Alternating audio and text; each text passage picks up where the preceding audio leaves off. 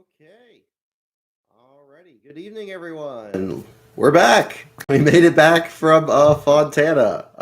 So we're gonna wait till we get a few more people here on board, and we'll go ahead and get started. Let me make sure we get the camera adjusted here a little bit. We're getting things back to where they were before. Again, I hope you all enjoyed the coverage from this weekend. I certainly enjoyed providing it. It was a very busy weekend there at the track. As I said during our Friday stream back in Ontario, it was definitely a challenge to get around that track there, but definitely got my steps in there. So really did enjoy that.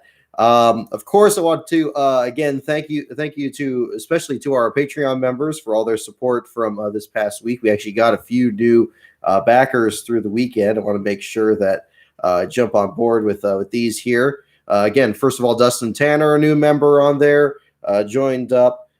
Nick Chanel just joined up this afternoon, and increased support from always our favorite, Worthless Pieces of F Incorporated.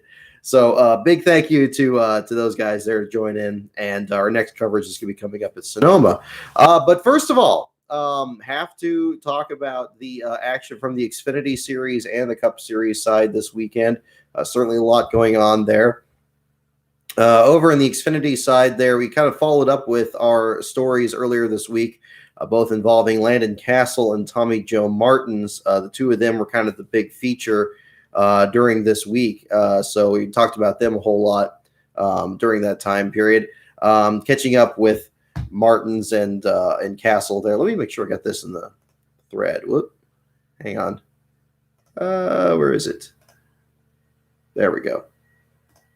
Just occurred to me I should probably put this list in the threads here too. There we go. Put the link here. There we go. Still getting, like I say, still getting back into the rhythm here. Let's make sure that we get the live stream put in the Twitter here. ACS live stream is live. There we go. Whoop. Okay. All right. So don't mind that. Okay. There we go. All right. Now we're good. But yeah. So again, it was the Xfinity race. Very, very interested in the way that the track raced there. The only previous time that I'd been at the track was as a fan a couple of years ago. So certainly seeing the media side of it was interesting. It seemed like their aero package and everything is really working really well for that series. There were a lot of very aggressive moves, certainly a lot of accidents that you're not used to really seeing in Fontana, really in any of the NASCAR's divisions, but made it pretty competitive. As I was mentioning with Tommy Joe Martins, that was kind of the story we were following this weekend. After all the problems that Martins had with the engine failure, his second in as many weeks, this one happening during Friday practice, causing a fire on the right side of his car. They had to change the actual the hood on the car, making the actual changes there to the car, getting the more pieces off their backup that they had ready for Phoenix. But finally got the car presented. They were running as high, I believe as high as 11th at one point there, but had an unscheduled stop that came about 2 laps before a caution that just ruined their day, basically. They ended up being a lap down, trying to get that lap back. An 18th place finish at the end of the day isn't that bad of a run, especially for a small team such as his. However, given everything that they were dealing with, I'm sure they were looking to have a much higher advantage after everything that happened on that side there. So good job plugging away there. Really appreciated Tommy talking with me there after what was a trying weekend. As he said on Friday, says that, boy, it's usually not good news when he's talking to me, but we try to really diversify that, not just talking to our last place finishers, but of course, small teams such as his and, and everything they do to make things happen out there. And that kind of leads us to the other thing. We talked about this, of course, during the Friday show, talking about Landon Castle and Morgan Shepherd. I spoke with Castle after he pulled the car off the track there in the early laps of the Xfinity race. And basically, they were the only team that didn't really have any extra tires set up there on pit road, and pulled out about 30 laps into the race. Talking with Landon, he says that one of the other ways that you can get in touch with Morgan Shepherd's team about sponsorship inquiries is to check with Castle himself. He says his direct messages are open. So he has that available there. So I know there was a lot of interest, certainly over the weekend, and definitely looking to keep that going because they're, as of right now, they're heading back east a bit there towards Phoenix next week. And Phoenix last year was the one where, again, they didn't have any tire money. They had I believe it was a right rear tire that was going down in the early laps. They had to pull the car in, and that was the end of it for them. So it was unfortunate that that was a deal. And unfortunately, that's the reality when you don't have the $15,000 on there to get tires mounted and to get a pit crew on hand. That's basically the situation. So that was the whole deal there. So, an unfortunate deal there for Castle being our last place finisher. But again, I think a lot of good was done in terms of a lot of people, making sure Shepherd is still in the conversation, especially with Homestead coming up now as a spring race, being the scene of Castle's breakout 15th place run when they did have sponsorship there.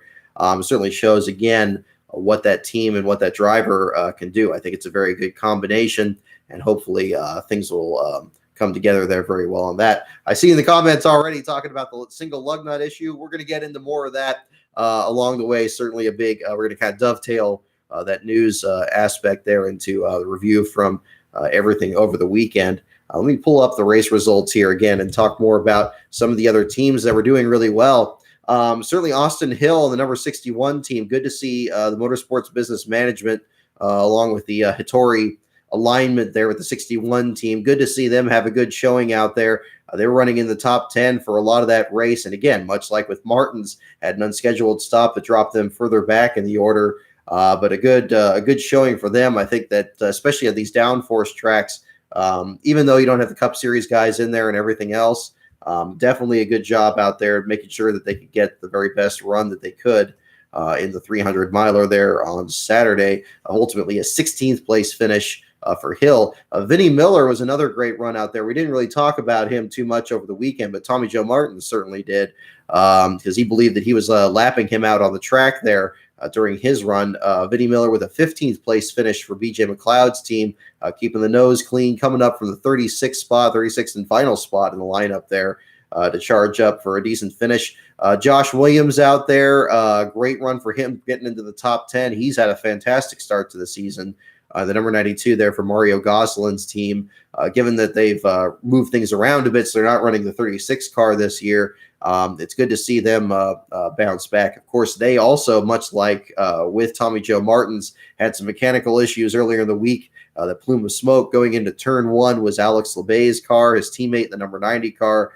They ended up coming back from that and finishing in the 13th position there. So just a few spots behind Williams. Great showing there. Martins was running with the both of them before the problems there on the 44. Jeremy Clements, after the freak incident back at Daytona there with the hood coming apart and smashing itself on the windshield, good to see him get a top 10 finish there in the 9th spot. Anthony Alfredo, fantastic run. A lot of great coverage there for that, certainly. Alfredo making his Xfinity Series debut, taking over for Myatt Snyder in the number 21, finishing in the 6th spot. So a great start for driver and team this year between those two drivers. So a great deal there for him. Justin Haley had that tire go down and brought out a caution there. Ends up coming back and finishing the 5th spot. Ryan Sieg, a great run for him. It looked like he was really going to be able to actually make something happen there. Perhaps an outside chance at a victory, much like we saw with him at Las Vegas on Sunday night. Unfortunately, the deal with Sieg there, problems on pit road end up being kind of a common theme in the Cup Series side as well. Sieg ended up finishing in the 4th spot there. Just lost too many spots on pit road. He was running 3rd for most of that race, it seemed. Then would drop back to about the 8th spot, including that final stop there at the end of the race. I was standing right there on the 39 pit when that final stop happened. Unfortunately, it looked like a little bit of trouble on the left front of the car there, and he came back out and ended up not having a very good finish there compared to what he could have had. Although, again, I know it's easy to say a 4th place finish doesn't sound that bad. 4th place finish sounds great to a lot of the teams that we certainly write about, but looked like they were certainly on the edge of trying to get a good run there. But the first-time winner ended up being Harrison Burton at the front of the field there. Great job by him. Good to see Jeff there in victory lane. But it's good showing there for him in the 20 car. I believe it was Pockrass was trying to get more questions from Burton about who are the people that said that he couldn't do it, and perhaps alluding back to the whole issues driving for Kyle Busch Motorsports last year and all the deals with that. But a great run for him there from the outside pole to the victory. Riley Herbst turning some heads there in the second spot. Brandon Jones dominating the first two stages, then basically hitting everything with the pace car after that. An unfortunate deal for him, dropping him back to the 30th spot at the end of the day. The Mike Harmon teammates there had a lot of struggles there at the back of the field. Bailey Curry was swapped into the 47 at midweek for Joe Nemechek, and then Kyle Weatherman in for Mike Harmon after that. Weatherman was walking around wearing his uniform from Rick Ware Racing for the weekend, and I didn't realize he was competing that weekend. Last report I still heard that Harmon was going to be in the car. Harmon, of course, was at the track. He was walking around there and helping the teams out, of course, helping the number 47 out when they apparently had a severe brake issue in the right rear. Had to pull into the garage area and service the car at that point. I believe the 74 also had some work that had to be done under the hood. They actually never got back to their garage stall. They pulled back into the garage entrance, were basically just sitting there for it looked like about 5 or 10 minutes before getting him back out there. Ultimately, both of them finishing the bottom 5 positions there, with Curry in the 32nd spot and Weatherman out of the race in the 34th position. Let's see. Brett Moffitt, a good rebound after the accident there on the backstretch, finishing the 14th spot for Our Motorsports. Again, Moffitt, of course, having great runs there in the Truck Series, and good to see that translate over on the Xfinity Series side as well. Ross Chastain, top 10 finish for him as well. And let's see. Chad Fincham. This is one I don't think I talked about this one at all. Fincham there, finishing in the 20th spot there for Carl Long's team. So right up there as well with Austin Hill, his teammate there for Motorsports Business Management. Great run for them. They had the Manscaped sponsorship on there that was shared along with an associate on the number 66 that they ran in the Cup Series with Timmy Hill. Again, yeah, some great runs for some other teams further back. I was really pleased with the way the cars raced, especially the way that either the result of Burton having trouble with traffic at the end of the race or everybody else just bunching up in traffic. But you basically had 3 cars that were very close to each other. I'm not sure how well it showed on TV, but certainly in person, it looked like it was going to be they're going to be catching them like right at the last lap. Herbst making a really good move there on the apron in turns 3 and 4, but of course, Burton had the run on the high lane there, and Burton with the victory with Herbst in the second spot. So good showing there for a lot of the youngsters in the series, and a good way to get them featured. I know that this has been talked about on other channels there, but it's been quite a while since we've seen the Fontana race not just be utterly dominated by a Cup Series regular. I know Joey Logano won it a couple of years ago for Penske. Looks like we're going to see that in the Phoenix side there next week with both Kyle Busch and I believe Keselowski in the 12 car among the entrants on the Xfinity Series side next Saturday. But again, it'll be an interesting different deal on that. Hear anything post-race from Matt Mills or Joe Graff Jr.? Nothing that I heard exactly. Unfortunately, Graff in particular was having a good run, like you said there, David, but had some pretty serious damage on his car. Matt Mills, I don't think I saw him at all during the weekend there, so unfortunately, I wasn't able to catch up with him at that point. What's really tricky, again, I was able to get to that end of the pit road there for a lot of the other drivers back there. Seemed like a lot of the Cup guys kind of stood around their cars a lot more on the Xfinity side. On the Xfinity one, we pretty much just got up to Martin's, and that was about it from there. But they were definitely working on the cars, certainly for SS Green Light Racing. They saw Joe Graff's car as well as Ray Black Jr.'s car. Those are still being worked on Sunday morning and getting those cars set up for Phoenix weekend. So hopefully the time that they were able to work on those cars and get that set up for next week is certainly going to be helping them going forward. But we'll certainly find out. Let's see. Where did they finish exactly? Yeah, Ray Black Jr. in the 22nd spot and Joe Graff Jr. with the accident damage there in the 31st position. So, yeah, pretty far back in the running order. But given the performances that Greg Alding had for that team last year, hopefully some better runs coming up ahead, especially as we get back to the plate track there in Talladega in a few weeks. Let's see. Oop, not that. Let's try. So, the other one that kind of slipped through as well, Myatt Snyder, after running again, we mentioned with Richard Childress the last couple weeks, jumping aboard as one of the team cars there for Ryan Sieg, getting an 11th place finish just on the outside of the top 10. Josh Williams bumping him out of the spot there. Great run for Snyder to keep things going after a very good start of the year. Excuse me, my sleeping patterns are all messed up. We got in here about 2 o'clock last night, so still regrouping from that. Yeah, I mean, really solid Xfinity race. One of the most competitive ones I've seen in person. Obviously, Xfinity races are pretty rare up here in California, but certainly compared to some of the ones I've seen in Phoenix the last couple weeks, seems like once somebody gets up front, they're going to pretty much hang on to it and lead the rest of the way. But Burton here only leading 40 of the 150 laps run in the Xfinity race there for a great finish that he had in that one. Let's see.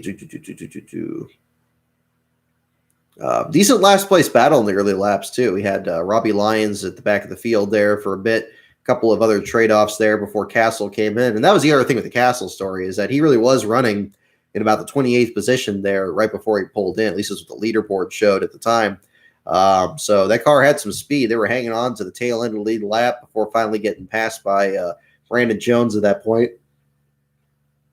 But fantastic run for them. So that was a good deal. But again, you know, the tires, that's the name of the game. You got to get the money and got to get the tires and everything else going. So Austin Cindric, yeah, great run for him. Daniel Hamrick, good to see him bounce back after the problems he had in Las Vegas. That was a good return there. So that really goes into the Cup Series side. Oops, excuse me.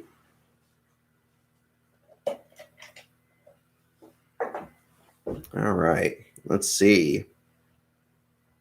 So again, big thank you to the folks over at the Auto Club Speedway there for their hospitality. You know, the media center over in the entrance to Turn 1 is really nice there. They had good facilities there. The one big issue, and I know we already talked about this on the Friday show, is just the Wi-Fi there. Apparently, as I tweeted the other day, that Verizon and T-Mobile are really more of the top cell phone providers there. So anything with AT&T, like myself, have a whole lot of issues with the internet. I know Gluck was having similar issues. And during the Cup Series race, that was really kind of the challenge. It seemed to get worse and worse through the weekend. So by Sunday, you couldn't even text message somebody like right across the track. It was just getting locked up like that much. So what I was doing, like during the start of Sunday's race, was just putting the tweets in, just punching them in and hitting send and all that. And then whenever I could, I was standing actually on top of the garage building there in the infield, directly above where Martin Truex Jr.'s pit stall was. It was about a little bit between pretty much at the entrance to Turn 1, so you could see people fan out in that section really well. Yeah, the reception was still an issue at that point. So I would just kind of punch all the tweets in, and then I would go down to the media center to get in the Wi-Fi range. They'd all load up. Unfortunately, they loaded up out of order, so I kind of untangled that into the Cup Series article and worked that out. But what kind of really struck me on the Cup Series side, and I've seen this already mentioned in the comments here about the difference in horsepower and everything. Certainly, the effect of the current aero package has kind of turned some of these tracks into super speedways that really aren't. Fontana certainly being one of them. I know in Vegas we saw a lot of aggressive racing in a lot of situations where people were like making contact with the corner of the car and nearly causing accidents.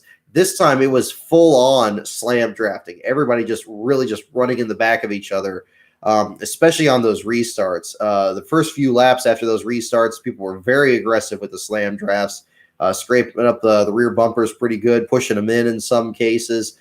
Going into Turn 1, everybody having just tremendous runs, knowing that after the first few laps of those restarts, you're pretty much going to be running where you're going to be running. And the field gets single file. Everybody finds that one preferred groove around the track, running the high lane in 1 and 2, and the low lane in 3 and 4, and kind of fading up and back from each one. You had a really different situation there on the Cup Series side, and very different in terms of dominance as well. 1 week after Alex Bowman and Ryan Blaney seemed like they were determined to drive through Joey Logano and the others and actually settle the race amongst themselves before that late race caution. This time they were very much in control of that race, and it was pretty much they were easily the two best cars the entire weekend.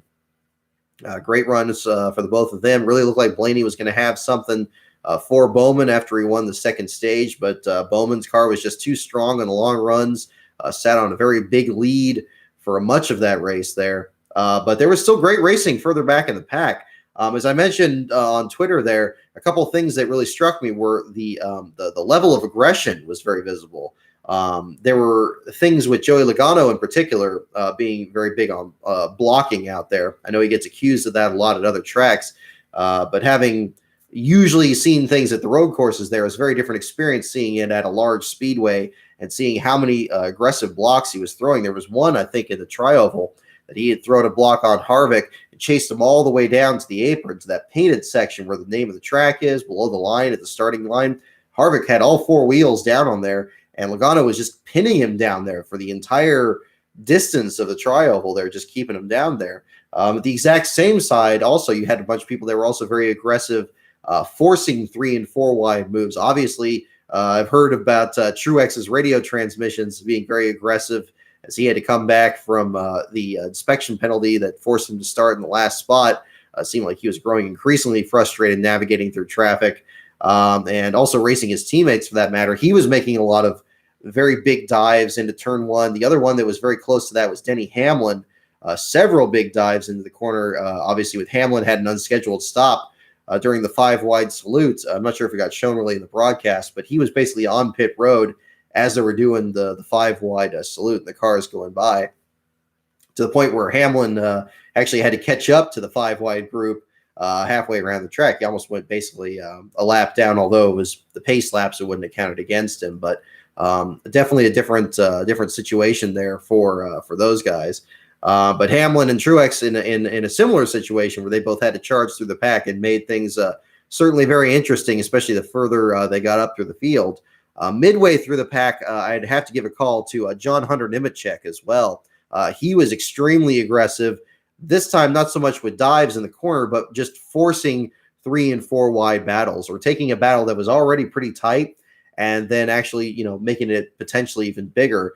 There was a time, I believe he was already a lap down. I'm surprised he was running just in the middle of the field. He seemed to me that he was, just from the way he was driving, he was at least having a battle towards the front of the field. He was coming up on a 4 wide battle, and he got between the first and second cars on the outside going into turn one. It was trying to thread the needle there a little bit. I thought for sure they were going to all wad him up through the corner. Somebody backed off at some point, though, and they kept it straight. I don't know if it even got shown in the broadcast there, but they really put on a good show out there, making things as interesting as possible further back in the pack. It's just unfortunate you didn't get more cautions there that could have allowed those restarts and everything, but it was nice that you had a race play out naturally, and the potential was there. Everybody was driving aggressive right to the very end, and even further back in the field, something I tweeted there during the race as well, there was a draft that was forming up from 34th, 35th, and 36th in the field, with 2 of the Rick Ware cars of Joey Gase and Garrett Smithley, as well as Reed Sorensen. I was definitely talking with Smithley about that afterwards. It looked like they actually had something kind of planned out where they were running single file. Again, something you typically only see at the super speedways following the back of the field. We even had that at Daytona just this year. You get a breakaway pack at the front of the field, and you also get one at the back of the field. Everybody that's running a similar speed and just kind of protecting their own and not being in a huge 3 and 4 wide pack. But very, very interesting racing, though. It was an interesting view of it, certainly as well. Because in 2018, when we saw it from the stands, you had the field get single file very quickly, and people being much more aggressive, trying to slot into line, knowing that they absolutely had to just follow that one line around the track. This time, it was like you would have a group of cars, and they would kind of wash up the track a little bit, and people getting locked in. I think that was one big reason that Truex was as frustrated as he was. There were a couple of groups of cars, and it seemed to constantly be around the 11 and the 19, where somebody would just get stuck into traffic. and just couldn't get anything else to happen. So the way that Smithley put it was terminal velocity. Once you get to a certain speed, again, just treating it like a super speedway, this is about as best as you can do, and you're just locked into it, and you can't go much faster than that. And so drafting is about the only other solution you have out there to actually compete for a better position out there. Let me see. There was a lot of, well, we haven't even talked about Christopher Bell yet. So, of course, Christopher Bell, your last place finisher in the race, dropped out of it. There were other reports that there was a piece of debris, a screw, a lug nut, or something that punctured either the radiator or the oil pan. I couldn't get a clear story on that. I didn't hear anything about that going down to the garage area. Well, all I saw is that he pulled into the garage. I guess the car was at least still under power because it was running by itself, but clearly with a serious problem because it was trailing a huge plume of white smoke there. Pulled nose first into the garage area. Crew was on there pretty quickly, but they already knew that it was going to be pretty much the end of their day because they were already bringing their equipment back in and weren't apparently too much of a rush there at that point. But bringing in bringing in a different situation there with Bell and having a very difficult start to the season that I think compared to what everybody expected, given how well Matty D had been doing in the 95 car last year, given how dominant at times Christopher Bell had been in the Xfinity Series last season, ends up finishing in the last spot there. Like I say, they brought the car into the garage stall and they pulled it back out, backed it up so that it was facing nose first out, but that was about all they did with the car at that point.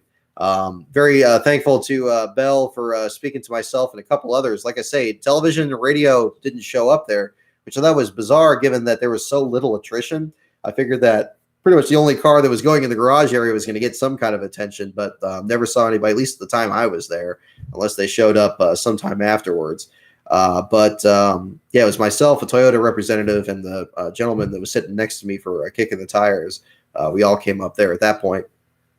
But basically just said that the engine pitch just changed on the 95 and then ultimately started blowing smoke at that point and pulled behind the wall. Ended up being the only retiree from the race, which I really didn't expect. And that definitely changed my approach in terms of the interviews. I was hoping that if more people were falling out, that I'd be able to catch them as they came in. Timmy Hill was one I was keeping an eye on. The other ones I had on the radio were Reed Sorensen and Joey Gase. Those are ones I was kind of keeping an eye on based on the practice results. Expecting that perhaps they have some mechanical issues, but certainly for the benefit of each of the teams, they only lost laps on the track. None of them even spent any time in the garage area. Bell was pretty much the only one that I saw ever go back there at that point on the Cup Series side. But again, a great run for Alex Bowman, a great follow-up for him from what we saw in Las Vegas. Great run by Ryan Blaney, unfortunately undone with a flat tire at the end of the race, pulling down pit road with, I believe, 3 laps to go. An unfortunate deal there for him, but a good start to the season for the both of them. I think they're going to be ones to watch. Blaney will get his, if not this weekend. It certainly seems at least on one of those 1.5 or 2 mile tracks. Somebody was telling me that still Blaney has only won races on tracks of 2 miles or more, and that streak would have continued, of course, if he won at Fontana at the 2 mile level. But a different situation there. Unfortunately, not able to keep things going at that point. But yeah, an unfortunate deal for Christopher Bell. I don't know what it's going to be like in the Rookie of the Year battle. I'm very impressed with John Hunter Nemechek. He has certainly, again, not lost to the aggression that he showed in the Truck Series and even the Xfinity Series to a degree.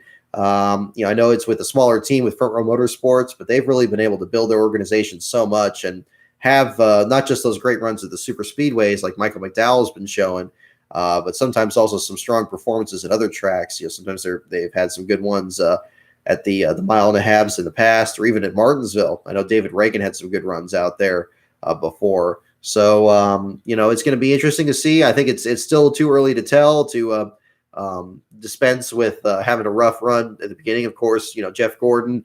Having locked up the NASCAR championship in 1993, in addition to the struggles he had that year, and then what in 1994 he had. So, certainly can't say that it was the worst situation there for him. But Yeah, but again, very pleased with the facilities there at the track and everything that was happening there. Things were a little bit lighter on the Cup Series side in terms of interviews that I would have liked. I was having a hard time getting tracked down for finding drivers at some points. At other times, there were just some limits there to where the credentials could get you. I tried to get into the drivers meeting at that point. Something didn't work out on that, and then I was hearing conflicting reports about whether you can get in with a hard card or not. But there were some drivers that caught on the way out, coming out there at the same time. There, I saw like Timmy Hill and some of the other competitors there. But that was an interesting deal. Running into William Fichtner, that was interesting. Just trying my hand at a little bit of a celebrity interviewing there. Also, thinking back to him doing the Indy 500 intro in 2011, that one sounded like we had more of a conversation at the time. It turned out to be a lot more brief than I think it was, but he was very polite, so that was cool. So he had a good deal there. But yeah, it was good though. It was good. I'm just trying to think of any other deals from that. Very cold though too. Certainly the weather was a big factor in that weekend there. It definitely got cooler and cooler through the 3 days. By Sunday, it was definitely pretty brisk over the track there. And there was a good amount of drizzle when they started the race. It reminded me very much of Sonoma in 2013, where they actually, when you're sitting there, you could actually feel, the dampness on you there, and some drops coming down on you before this race started, and they still started it. I'm glad that everybody got through those first couple of laps well, because it seemed like you could have very easily had a very dangerous situation like you had back in 2008 where they had the weepers on the track. Obviously try not to repeat anything like that, but luckily they didn't, and they had a good race, got the whole thing in, which the reports during the week seemed to indicate wasn't going to be a possibility, but they sure did. So that was a good deal for them.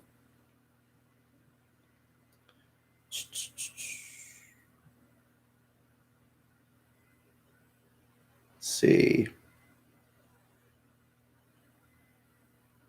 Yeah, really, really enjoyed the sound of the cars going through there. So yeah, and yeah, so you raise a good point there, David. Yeah, Matty D's first best run was Sonoma. Of course, remember in the 500 he led the most laps too, so you had that too. I know it's easy to write off a super speedway run as just being kind of a performance that could just be surviving the attrition, but that was one where he was actually leading a lot of the race before all that kind of happened. So, but then of course, yeah, I mean, if you're looking at that compared to the Sonoma race where, nobody else seemed to be able to pass and you had a lot of heat issues, and then at Bristol where they had to just aggressively stay in the fight, those were certainly more impressive on that side. Let's see.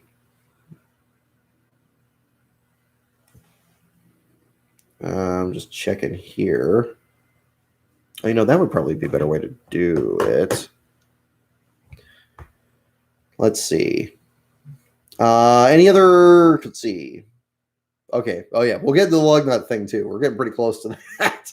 I love it. Yeah, I had like I was chewing this over and chewing it over and thinking about other stuff to talk about from the race, and then what NASCAR does today is it's like, okay, let's talk about where to put the numbers on the cars and how many lug nuts the car is going to have, and then suddenly that's a big thing. So yeah, okay. So I guess that's the whole trend on this. Notice any collaboration between Rick Ware and Premium, or any other team like that? Nothing that I noticed exactly.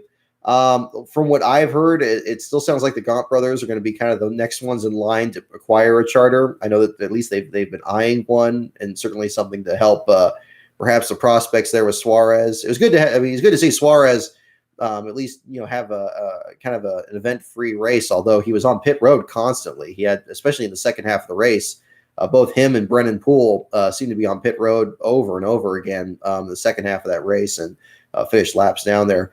Didn't see any collaboration between those teams. I was more struck by Kyle Weatherman coming by, and again having the collaboration with Mike Harmon's team there on the Xfinity Series side, especially since Weatherman wasn't originally listed on the list there.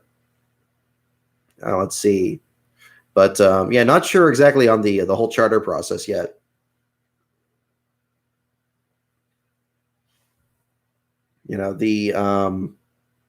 But I mean, certainly, these. I mean, it's just interesting. It would be interesting if Rick Ware was the one to do it with Premium, because Rick Ware has already expanded their team so much and already been running up to 4 cars already. And Premium is not just Premium, of course. Premium is also Spire Motorsports, and they already have their charter, so you got that whole thing. But this is a process we've seen at the back of the field before. It's certainly not unprecedented. We've had. Premium itself is a combination of so many other teams that have collapsed over the years or been folded into it, whether it's Phil Parsons Racing or the previous incarnation of Jay Robinson's team through Identity Ventures, which had elements of Joe Nemechek's team in it. Robinson had his own team in there, and he had America Israel Racing briefly in 2012, or Robinson Blakeney Racing as the official title was. Lots of different organizations in there. So it would be weird to see, after Premium absorbing all those things, for Rick Ware to absorb Premium. But it seems like they're doing fine just as a separate deal. But of course, Rick Ware and Premium, well, not so much Premium, but Rick Ware is really open to running different manufacturers. They've run Chevys in addition to their Fords and so forth. I guess they haven't run Toyotas so much, but Chevys and Fords interchangeably.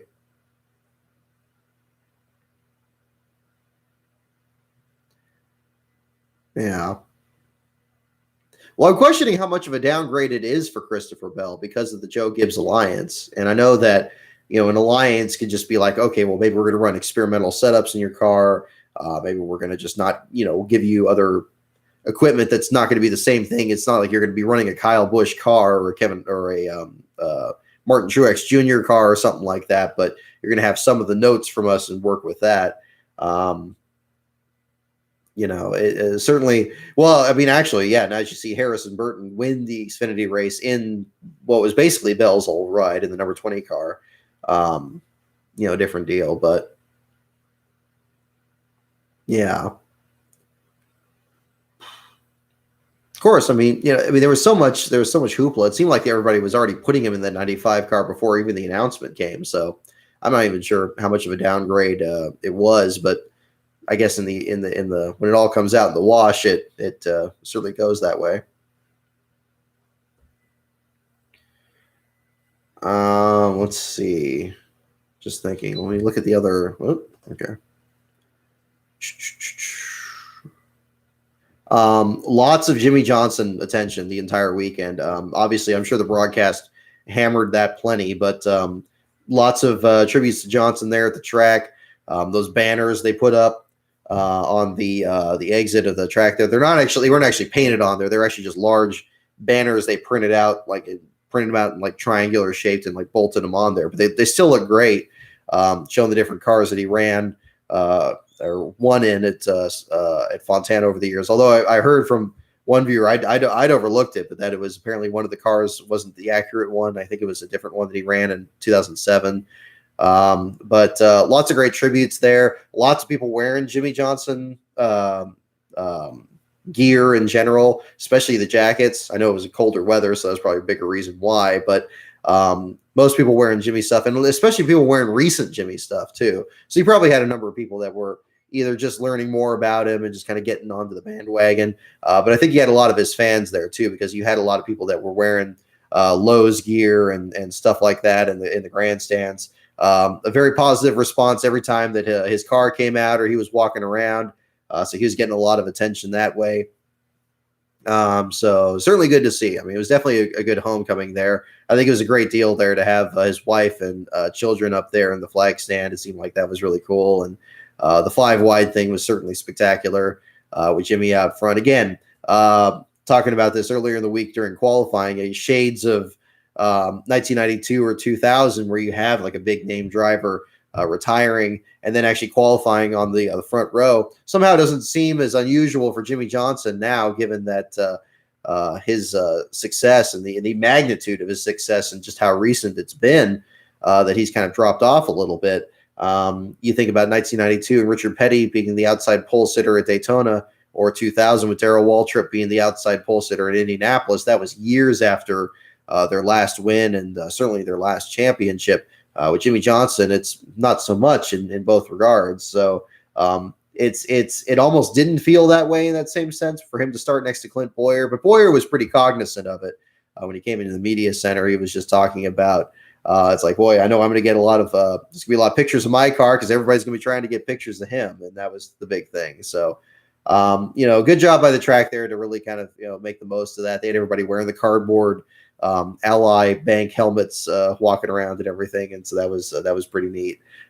Good fan experience out there too. There's, for those of you who go out to Fontana, plenty of things to see out there in the infield. I took a pass through that on Sunday morning there, and lots of people working their way through there and so forth.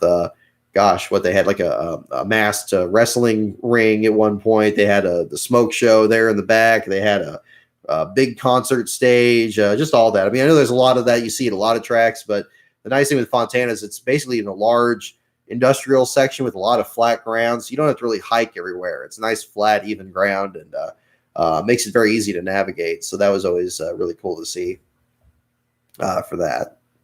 Let me see here.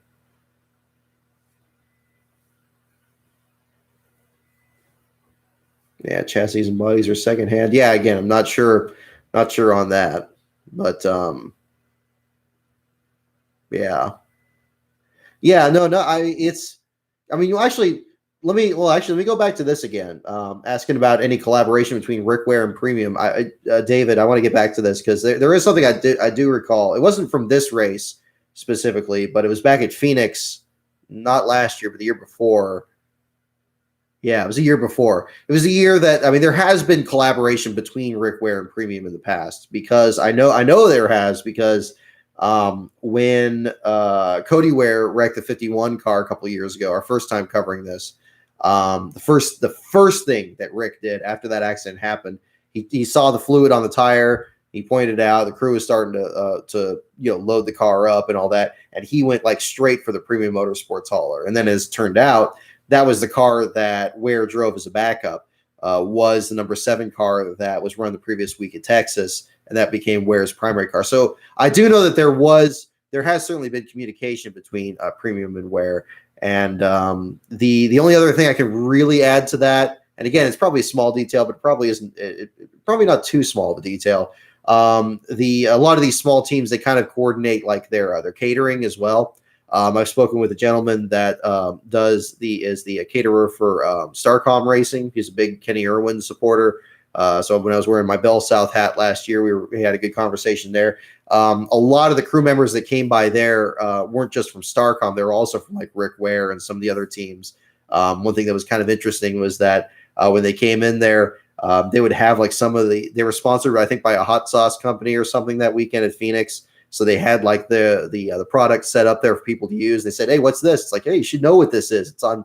The chef was saying, "It's like, you should know what this is. It's on the car." Yeah, they're actually your sponsor this week, so they were trying that out. So I mean, so there is a bit of collaboration there. I mean, I think the tricky part is to figure out how much of it is, again, these small teams kind of collaborating together and making sure that they're not all just carrying the same burden of costs that can be spread evenly among everybody else, and how much of it is actually an effort to actually combine their efforts, similar to what we saw Premium do with all those other teams that came before it. So to answer your question, no, I didn't see anything specific at Fontana to indicate any kind of relationship. I know Rick was there. Rick Ware was walking around, but I didn't see him go anywhere near the Premium hauler, even though they were stationed basically right next to each other at the far end of the Cup Series garage on the far left side, closer to turn 3 and 4. But those moments definitely resound a bit more, thinking about a collaboration or evidence of something going on there. I don't want to speculate on it, but they've certainly worked together in the past. So perhaps there's something else going on that end. Let's see. So any other questions, don't be afraid to ask here. I want to make sure I do enough to talk about on here. Let's see.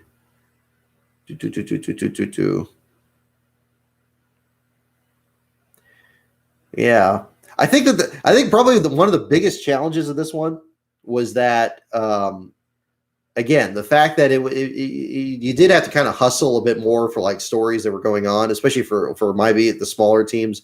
Because again, you have like the West Coast teams, you have a lot of the same teams and drivers that are running there. You just have the two divisions.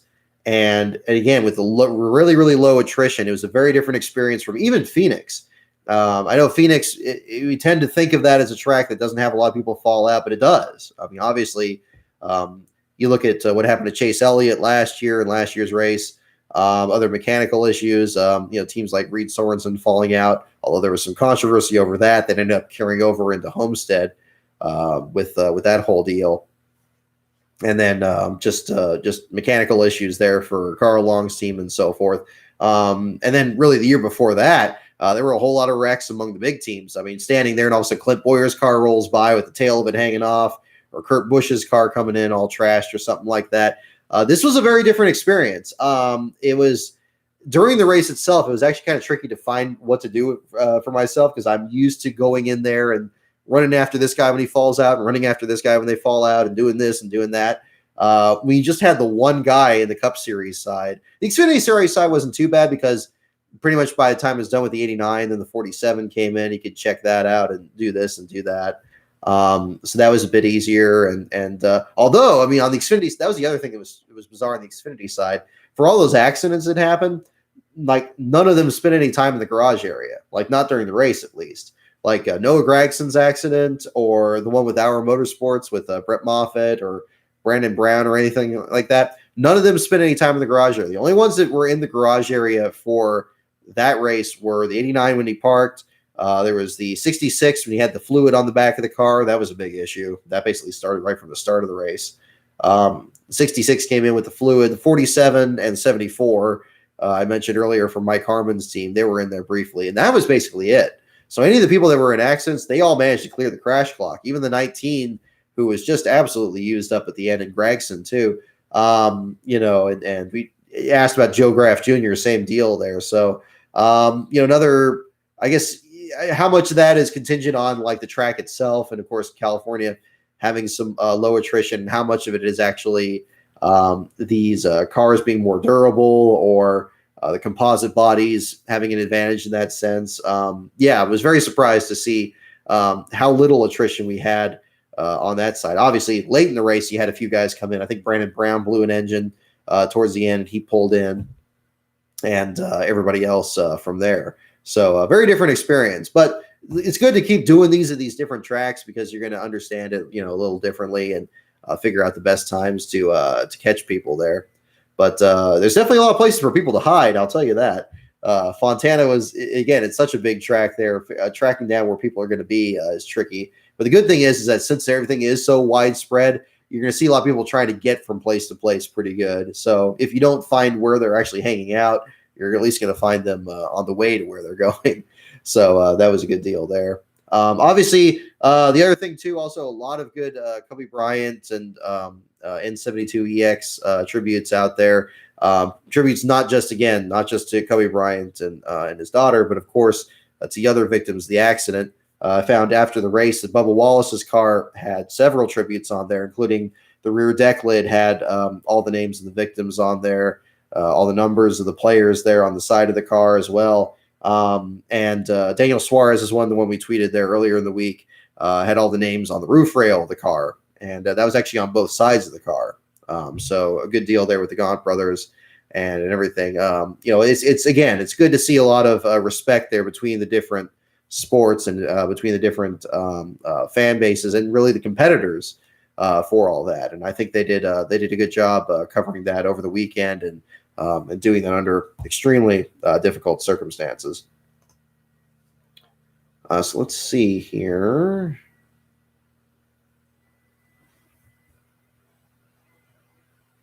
Yeah, no, okay. Yeah, don't want to bring up any bad memories on the Chase deal there last year. But it was a rough deal. But he'll be back. Again, he's young. I think that's the one advantage for anybody that's a fan of any of like these younger competitors out there is that, they're just getting their feet under them. So, if they fall out from, one race or another, it's not like it's going to be their only chance at it. But it's a stacked field. And of course, we're going to certainly see that in Phoenix later this year, and everything going forward.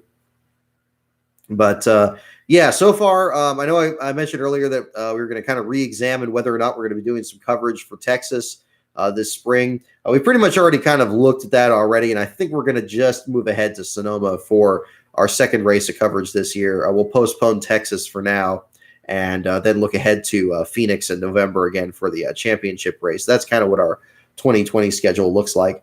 Things are still kind of moving around here. We're actually doing a bit of spring cleaning. You see the bookshelf to my side here is completely cleared out. So we're doing a lot of cleaning and moving stuff around here at the moment here at the headquarters. But that's kind of the big deal there. But very happy to do these, to cover these races as best we can from time to time here.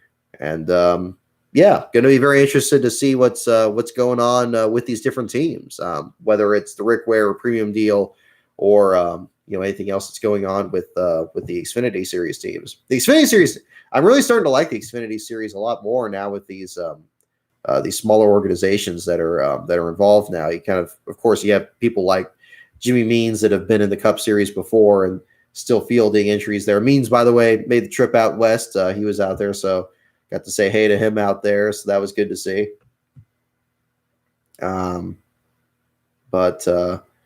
Yeah.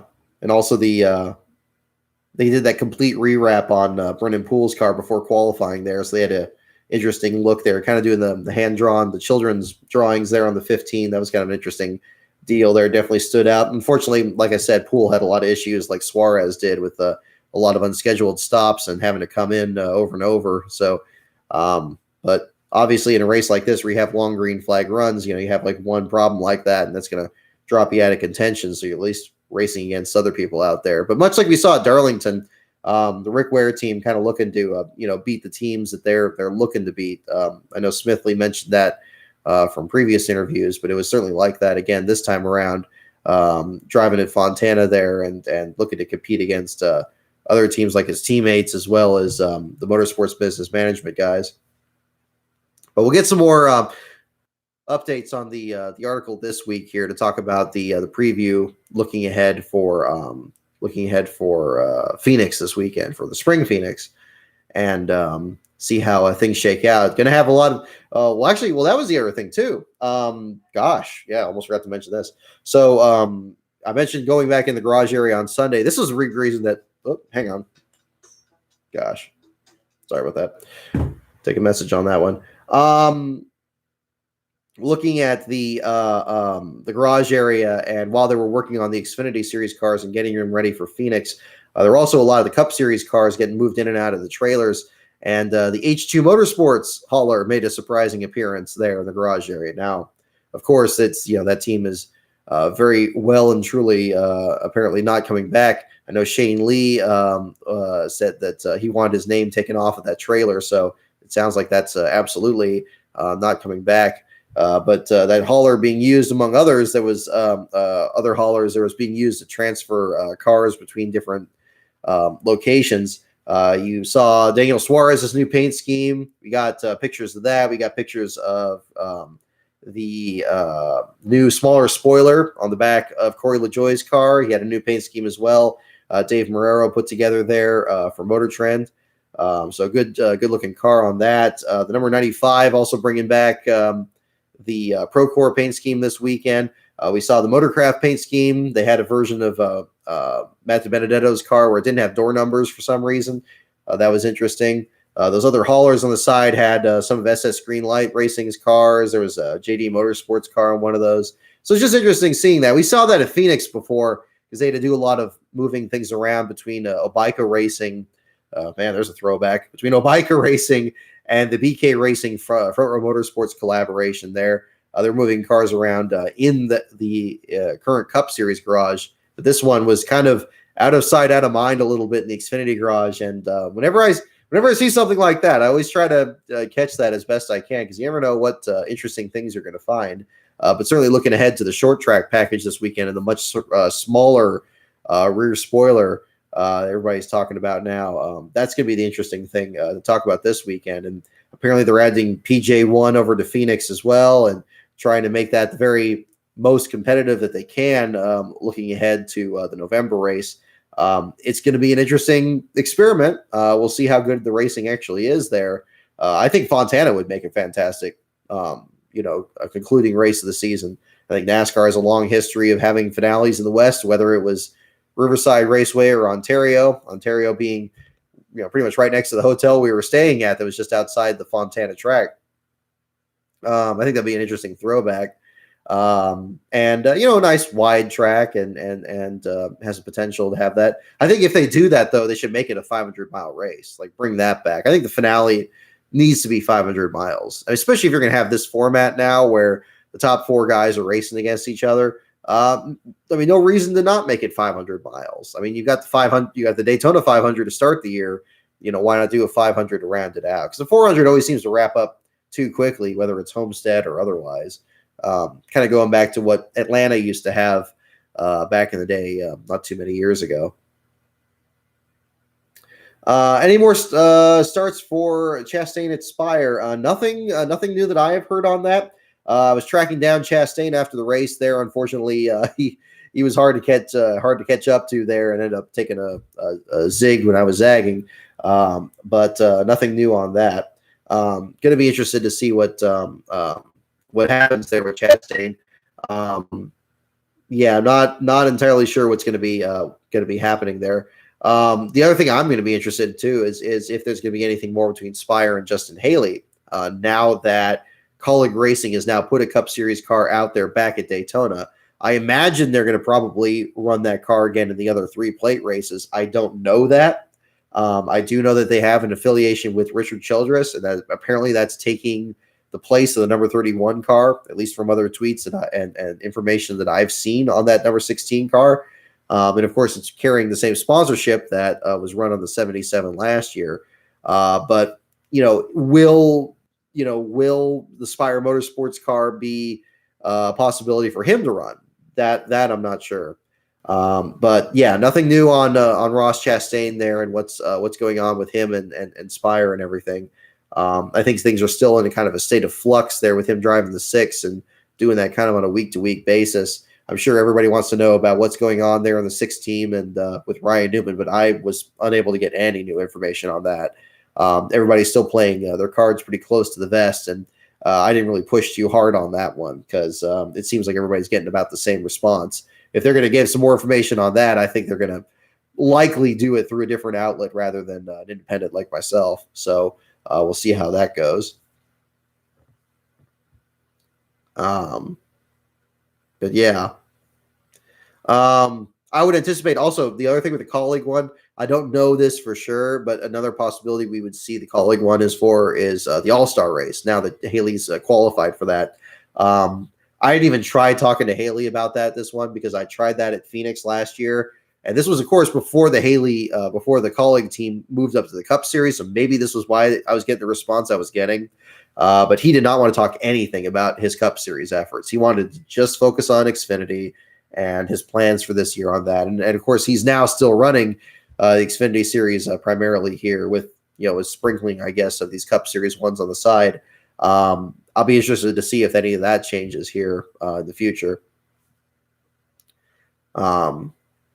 Yeah, but with the Chastain there, with Chastain running with Spire and the Chip Ganassi deal, nothing new on that. But of course, he has the deal for the 600 coming up. So I guess the Open's a possibility. I mean, that's probably true. If they're going to run the 600, then they could always enter it there. But then again, we didn't see Daniel Suarez run the 96 in the Busch Clash, so it could be even a thing where they just don't want to run it or risk tearing up a car or something. Of course, anything that happens with Spire, again, that goes back to the earlier thing we talked about the issue between Premium and Rick Ware, and where is that going to leave Spire at the end of the day? Excuse me.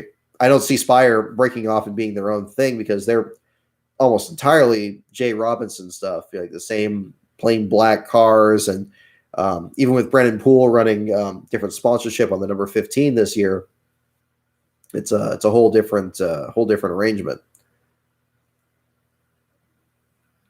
Yeah. Haley, I mean, again, I don't want to make him seem too difficult, but yeah, he was very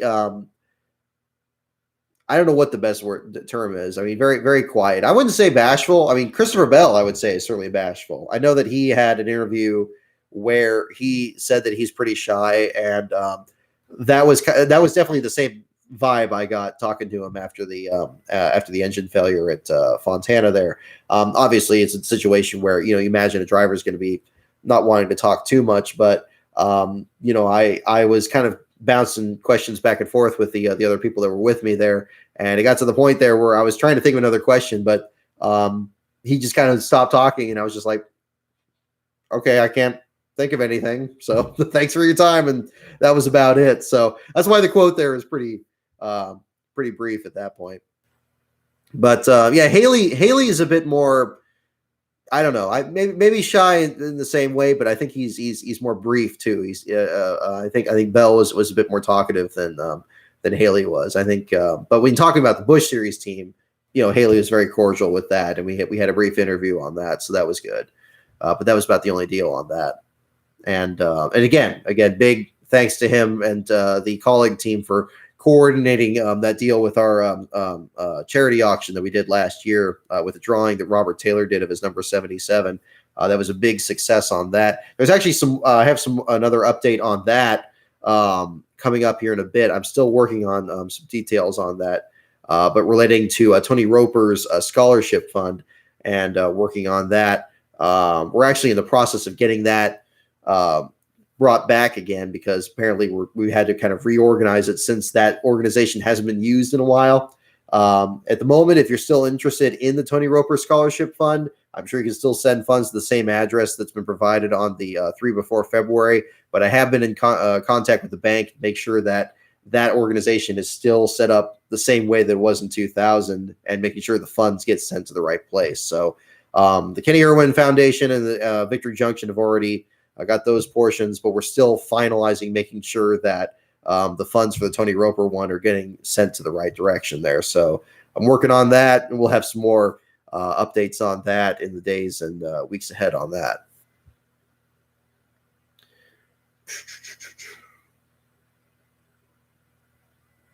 Yeah. Yeah. And again, I think that's, again, with Justin Haley, I don't know if it's the circumstance. The way I took it when I first spoke to him is maybe, he doesn't want to get ahead of himself with the Cup Series deal since the win came under very bizarre circumstances. And I'm sure the internet being what it is, people being very critical of him winning it that way and saying, oh, well, Kurt Busch should have won it. He shouldn't have made that pit stop. It's like, well, but he did. So, everybody else had that opportunity to make that move. I hope it isn't that he feels defensive about winning the race that way. I didn't get that vibe from what I spoke to him. And I haven't spoken to him since. I didn't speak to him at Fontana, but it would be, I'm sure that, he's a very good driver. Again, he's a very good driver. And I think he's going to get, keep, progressing here. I'm be very interested to see what arrangement happens there for the All-Star race, because I don't know. Does the rule still exist where they make sure that the team that won the race still qualifies, even if they don't have the same driver? Because that's something I'd be interested in. Because what we could potentially see in that circumstance would be Haley running the 16 car, and maybe that would get Chastain into the All-Star race, which is perhaps the reason that the deal for the 600 came about. Again, speculation here. I don't want to go too far down the rabbit hole here. But now that I think about that, maybe you have something like that. Okay, yeah. Okay, so no, that didn't happen there with that. Okay. That's a shame. That would be interesting, but okay. I know that people argue about that. Okay. Because I remember that coming up in the Kenny Irwin video that, that was the thing that Joe Nemechek won in 1999, and then the team qualified even with a different driver. Actually, both of Irwin's appearances came that way, but that'd be kind of a neat rule to bring back. I mean, I know it seems like it's just for this one instance because you have an unusual team winning a race, but yeah, I don't know. Maybe it's for the better. They don't, but they still have the driver qualify for it. So that's going to be kind of the deal with that. Let's see.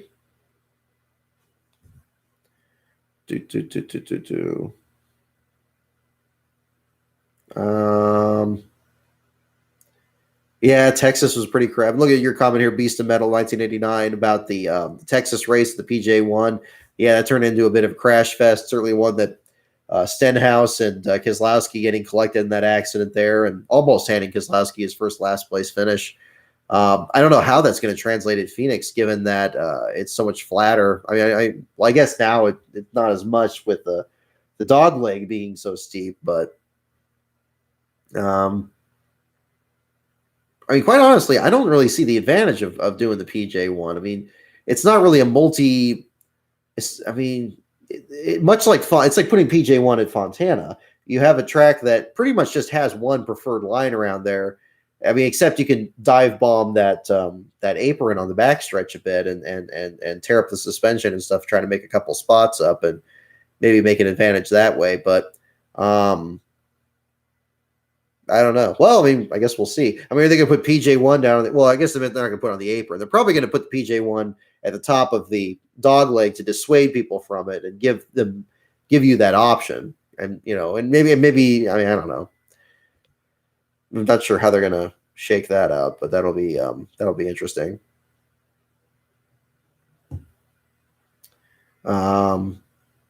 Oh, this was something I think I mentioned this already, but I'll say it again because it bears repeating. One person that I really did want to talk to after the Cup race, I was actually I was kind of hunting for him, and I shouldn't have passed by the people I was passing by on the way over there. I really wanted to talk with Tyler Reddick after his run in the Fontana race yesterday. I know we've talked a lot in this about other rookies that are really struggling, about Christopher Bell struggling, and deals like that, and John Hunter Nemechek being kind of mid-pack. I was very impressed with Tyler Reddick. That guy, I mean, he's already finished top 20 in 3 of his 5 starts. I mean, it's incredible. Dating back to even last year, driving the 31 car and getting that like top 10 finish at Kansas. I think he's the real deal. I really do. I think on this this deal is going to be very interesting this season. And although he did fall back a bit and finish, was it 11th at the end of the day? 11th. I mean, that was, I really wanted to get that interview. I was hunting up and down. I was hunting up and down for him because I usually don't. Usually I'll just try to grab who I can grab, but I was actively looking for him after the race and I just couldn't find him. He made himself scarce pretty quick after the race. And since he wasn't in the top 10, I knew he wasn't going to go by the media bullpen. So I couldn't just wait for him to come there. Unfortunately, missed that one out. But I was very impressed with that run. I saw him working his way up there, going for a top 5 at one point. I know it shouldn't sound like it's a surprise since he won the last couple Xfinity Series championships.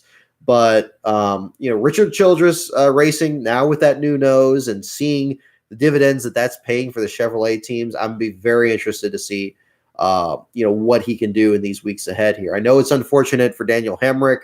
I don't think he really got a fair shot at showing what he can do in that Cup car, being released from it after just that one season and winning Rookie of the Year and having actually a pretty good Rookie of the Year battle with Ryan Preece all season.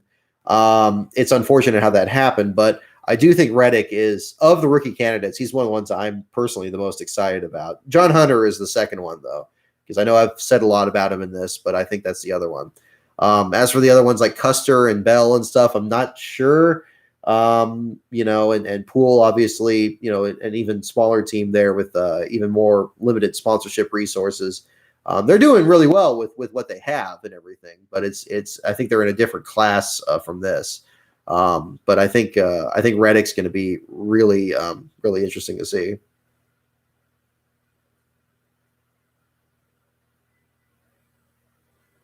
Oh, did I say Brad? Wait, I was saying like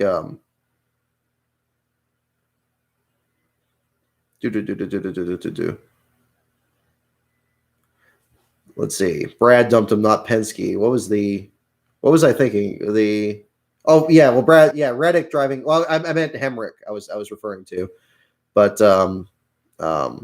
that's right. I keep forgetting. Tyler Reddick had a ride shot out from under him too. I was thinking more Daniel Hemrick losing the Cup Series ride at Childress to Reddick on that one. But you're right. Yeah, Brad Keselowski had the ride there with Reddick, and then that fell through. If I said Penske, that I misspoke on that. I didn't mean to say that there, but I was referring to the issue with Hemrick there on the number 8 and losing that ride to Reddick. Gosh, that's already a mouthful already, getting tongue twisted on those. Oh, you're responding to Beast of Metal. I'm sorry. Yes, I seen that there. Okay. But yeah, that'll be an interesting situation. David, yeah, look at your question, media logistics. About my understanding is that just the top 10 drivers are go down to the media bullpen. At least that's what they had this weekend. I believe Pockrass tweeted that. The thing that was unusual this time around is they had Ryan Blaney join that group, even though the runner-up finish fell through and he had the tire issue. He voluntarily joined that group down there. It is possible that since I didn't go there, that was probably where Reddick went. I didn't think he was going to go there since he finished out in the top 10. I said, okay, well, look, I'm going to go to the tail end of the field where the cars are pulling up. I'm going to try to catch up there. And unfortunately, the pit road is just so long. If you choose, whatever you choose to do, you're going to miss something else there. So that's a real problem on that side. They are improving it on the media side there to make these drivers more accessible. If you have a guy that's finishing in the top 10, they'll bring them to you. So that's a good deal. So that you don't have to track them down. I think that's good. But I try to look for some of these other guys that are finishing a bit further back. I know we did the Matt DiBenedetto interview we did last year at Sonoma. Obviously that was at the bullpen because they brought the guys from the top 5 there, but a different situation. But I did overhear that during the weekend that they were having the top 10 finishers and then I guess anybody else who volunteered to go over there. I don't know how many people volunteer. I remember at Sears Point, it was very few of them. They kind of had them in kind of a conga line going through there. And I only think they maybe had like 5 or 6 come through there. But I think a big factor in that one was just because of the heat and the exhaustion. And a lot of them were feeling that, of course. And, even DiBenedetto, of course, despite of his health and fitness and everything, dealing with the same issue. Let's see. Looking at the rest of this. Eric Jones at the top 10. That was good to see. I was thinking back, going into that race that Jones actually had a good run in this race last year at Fontana. That was the one where he ran the Craftsman car and he got a donut put in the door and he had some contact with somebody else out there.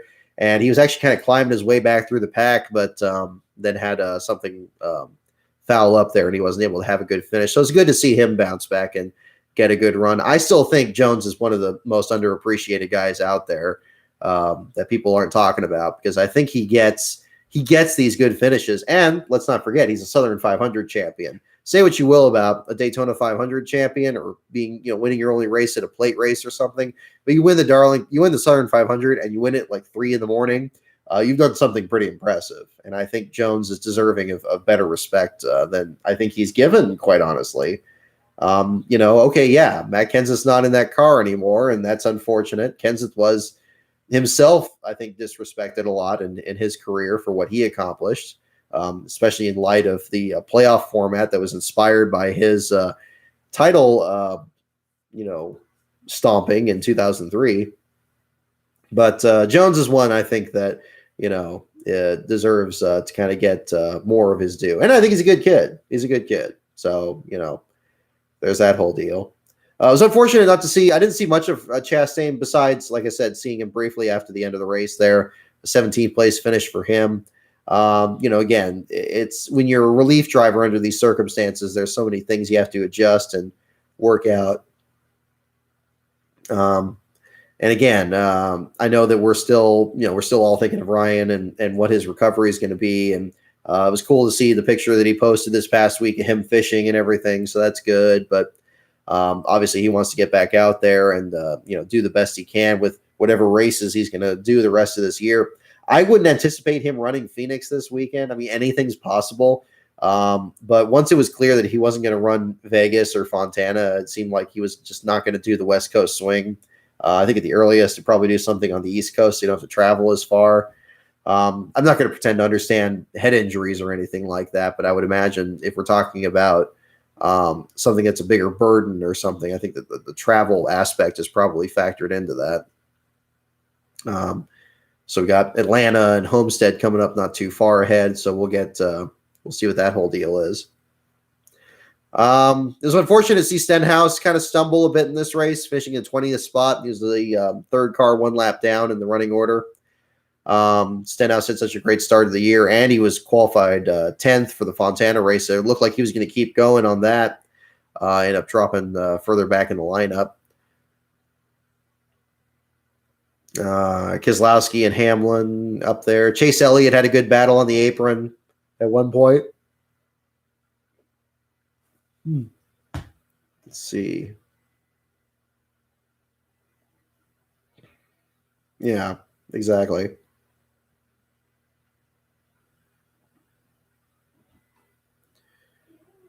Yeah, and I forgot about the lineup thing with the deal there. Oh, they're gonna bring the 36 back. I haven't started work on my entry list storylines article for Phoenix, so I'll have to do some more digging on that and see what the deal is with LeBay and the 36. So that'd be a good deal to see. Thanks for the update there, Sir Wrinklestein. So I think that's about it for what I got here. I know I feel I don't know. I don't know why the thoughts aren't coming as clearly to me as they were yesterday. Of course, we had a long drive, so we were definitely talking about that on the way over. I was looking at doing the live stream on the phone, but I think that it was already pretty late for a lot of you guys. And last thing I want to do is be responsible for anybody being late for work on a Monday for for watching the. It's like, what were you doing? Oh, I watched the live stream until like 1 a.m. So, yeah. But oh yeah, the penalties. Yeah, JTG had the penalties. That was the other thing. Yeah, they had some illegal part in the car that I guess helped them in qualifying. There was a lot of speculation as to what those parts were in the media center. Everybody wanted to see because you go to Darlington, for example, they have a display actually at their the Hall of Fame Museum on the backstretch that shows a lot of confiscated parts from over the years, like a fuel cell that's fit into the dashboard, like to have that all set up and things like that. Just ridiculous stuff from like way back into like the origins of the sport. They still had those there. It'd be interesting to see the modern equivalent, like what other parts were used. I mean, as for the Toyota struggling through the weekend, I think that definitely has a factor into all the penalties that they've had the last 2 weeks. Whether it was the illegal part in the nose that got most of the Toyotas last week, but not all of them, and then Truex having his penalty on top of it in Fontana. They're off to a rough start. I know there's a lot of people that are excited about that because they've been so dominant, especially in these last couple of seasons.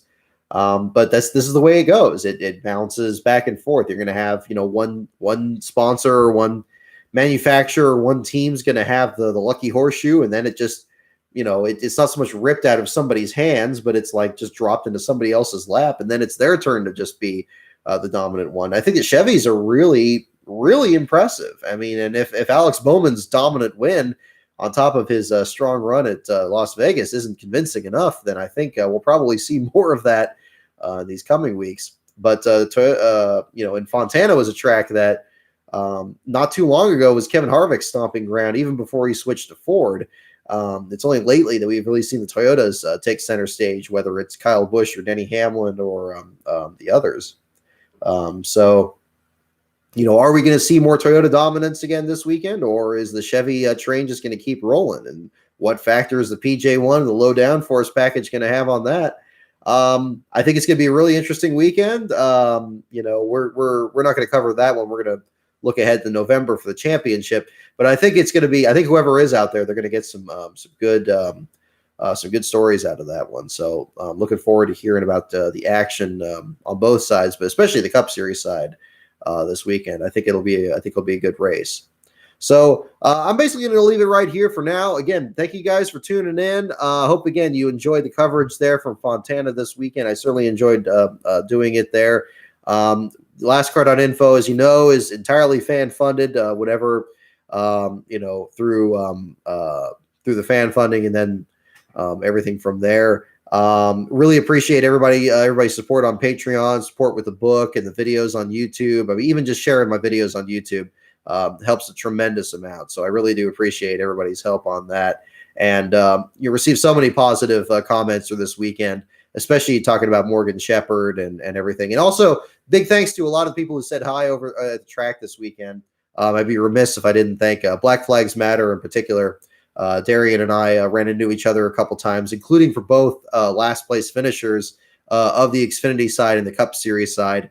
And I really enjoyed talking with him there and doing that. And so a lot of good folks out there at Fontana. And Darian, if you're watching, man, let me know if you go up to Sonoma. I'd love to show you around up there because that's always a fun race to check out as well. So in the meantime, that'll be it for this live stream here. Look ahead to further live streams on this channel and working on some more stuff for the main channel as well. But short of that, we're going to do some more coverage here for Phoenix here from back here at headquarters, and look forward to that in the days and weeks ahead. So again, at Last Car on Brock is the Twitter, patreon.com/lastcaronbrock is the Patreon, and lastcar.info is, of course, the website. And thank you again for all your support.